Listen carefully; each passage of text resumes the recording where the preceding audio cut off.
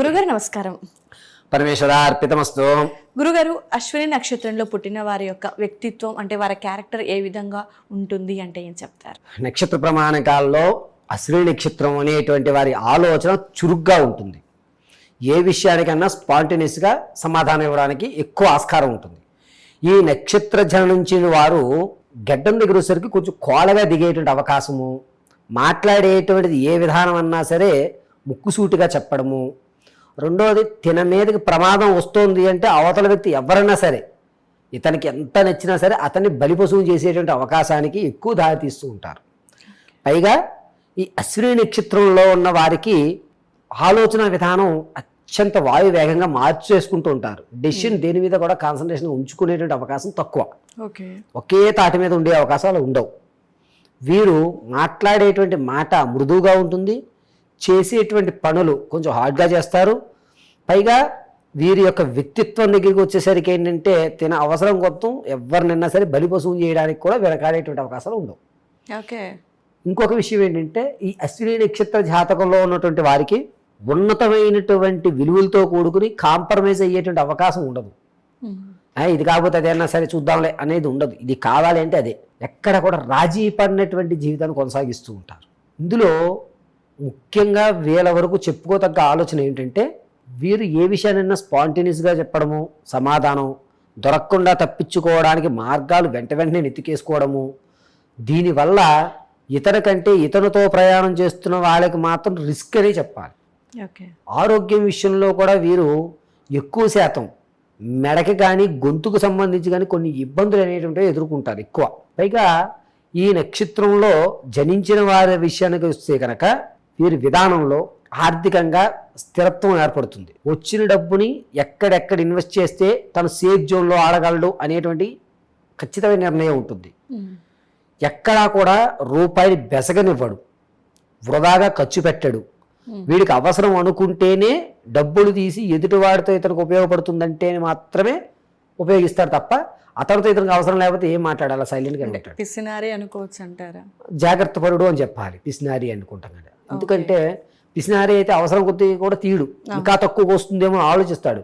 ఏది ప్రైమ్లో ఆఫర్లు ఎప్పుడు పెడతారు, జనవరిలో ఎప్పుడు ఆఫర్స్ వస్తాయి, ఇలా చూస్తాడు. ఇది పిసినారితనం. ఇతను అలా కదా, అవసరం ఉంటే కొంటాడు. కానీ కొనే దాంట్లో ఇతనికి ఆ ప్రోడక్ట్ ఎంతవరకు అవసరం అవుతుంది, దీని వర్తబుల్లా కాదా, నేను పెడితే దీన్ని ఒకవేళ రీసేల్ చేసేస్తే నాకు ఎంత లాభం ముందే ఆలోచిస్తాడు ఈయన. ఇటువంటి ఆలోచన యుక్తంతో నడుస్తూ ఉంటుంది.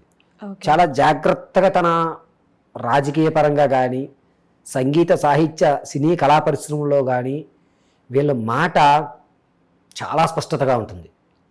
ఇతనితో 5 నిమిషాలు మాట్లాడితే వీడి కోసం మనం ఏమైనా చేసేచ్చారు, అబ్బాయి ఇలాంటి మనం కాన్ఫిడెన్స్ పెరుగుతుంది అని బయటోడు ఇతర మీద ఒక కాన్ఫిడెన్స్ లెవెల్ పెడతారు. కానీ అసలు తెలియని విషయం ఏంటంటే గొర్రెకి అసలు నమ్ముతుంది అన్నట్టుగా ఉంటుంది లాస్ట్కి. అంటే వీళ్ళని నమ్మటమా? వీళ్ళు అవసరం అంటే కనుక ఎక్కడ వరకైనా తీసుకెళ్ళిపోతారు సినిమాని. అలా వేరే యొక్క ప్రవర్తన ఉంటుంది కాబట్టి బాగానే ఉంటుంది. కానీ ఇటువంటి వారితో మనం ఆచితూచి నడవడం ఉత్తమం. ఈ లక్షణం ఉన్న వాళ్ళు చూపు కూడా స్పష్టతగా ఉంటుంది. ఎదుటివాడి ఇతను నమ్మడం కోసం ఆ నమ్మకం క్రియేట్ చేయడానికి ఆలోచన విధానాన్ని మారుస్తాడు. అవసరార్థం స్థితుల్ని పరిస్థితుల్ని ఇతను అనుకూలంగా మార్చుకోవడానికి ఎంతవరకైనా వెళ్తుంటాడు. ఈ కథలన్నీ కూడా అశ్విని నక్షత్ర జాతకులకు ఉంటాయి. అయితే గురుగారు, మరి ఈ అశ్విని నక్షత్రంలో పుట్టినటువంటి వాళ్లకు అంటే ఏ ఉద్యోగంలో వాళ్ళు మంచిగా రాణించే అవకాశం ఉంటుంది అంటారు?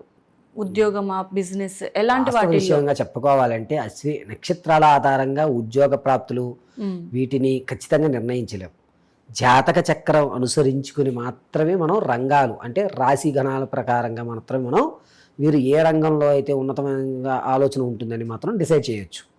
కానీ ఈ అశ్విని నక్షత్రం వాళ్ళు ఎంతసేపటికి కూడా సపోర్టింగ్ జాబ్సే చేస్తుంటారు.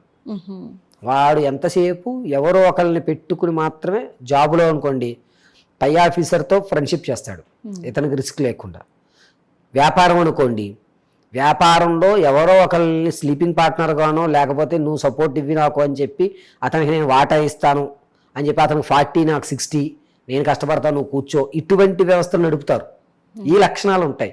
కానీ ఈ రంగంలోనే అశ్విని నక్షత్రం వాళ్ళు స్థిరపడడానికి అవకాశం ఉంటుంది అనేది నక్షత్రాలు చూసి చెప్పడానికి లేదు. ఉన్న వాస్తవం ఇది. చాలా మంది ఈ నక్షత్రం వాడు ఈ ఉద్యోగం చేసే నా ఉద్యోగం ఇదంతా కాదు. నక్షత్రము ఆధారాన్ని పట్టుకుని రాసులు ఏర్పడతాయి. ఈ రాసులు ఆధారంగా పట్టుకుని జాతక చక్ర వ్యవస్థలో మనం ఏ రాశి ఏ గణంలో ఉందో చూసుకుని డిసైడ్ చేసి పిల్లవాడిని మనం ఈ రంగాలు బాగుంటాయని చెప్పడానికి అవకాశం ఉంటుంది. ఓకే. అయితే గురుగారు మరి అంటే ఈ నక్షత్రంలో పుట్టినటువంటి వాళ్ళు చిన్నపిల్లలు ఉండొచ్చు, పెద్దవాళ్ళు ఉండొచ్చు, ముసలి వాళ్ళు ఉండొచ్చు, ఆడవాళ్ళు, మగవాళ్ళు. సో అందరిది ఒకే పంథాలో ఉంటుందంటారా క్యారెక్టర్? అలా ఉండడం కష్టమండి. ఒక మామిడి చెట్టుకి మామిడికాయలే కాస్తాయి, కానీ అన్ని కాయలు ఒకేలా ఉండవు, కానీ మనం మామిడికాయ అని పిలుస్తాం.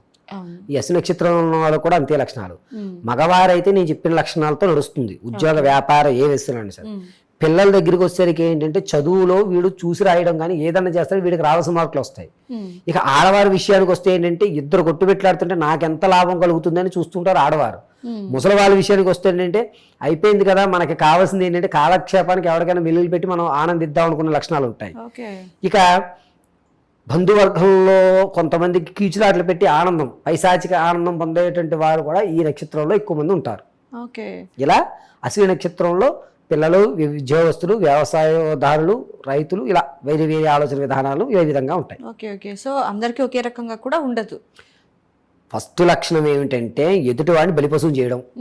రెండవ లక్షణం ఏంటంటే ఆర్థిక పరంగా సేఫ్ జోన్లో ఆట ఆడడం. మూడో లక్షణం ఏమిటంటే ఈ అశ్విని నక్షత్ర జాతకం వాడు ఎదుటివాడిని నమ్మించడానికి ఎంతవరకన్నా దిగజారిపోవడం. ఈ మూడు లక్షణాలు అది ఆడ, మగ, పిల్ల, ముసలి, ముతక ఎవరికైనా ఇదే అశ్విని నక్షత్ర జాతక లక్షణం ప్రధానంగా. ఓకే గురువుగారు, సో నక్షత్రానికి సంబంధించి చాలా చక్కటి వివరణ, విశ్లేషణ, వారి క్యారెక్టర్ ఏ విధంగా ఉంటుంది అనేది చాలా చక్కగా తెలియజేసినందుకు ధన్యవాదాలు గురువు. పరమేశ్వర అర్పితమస్తు.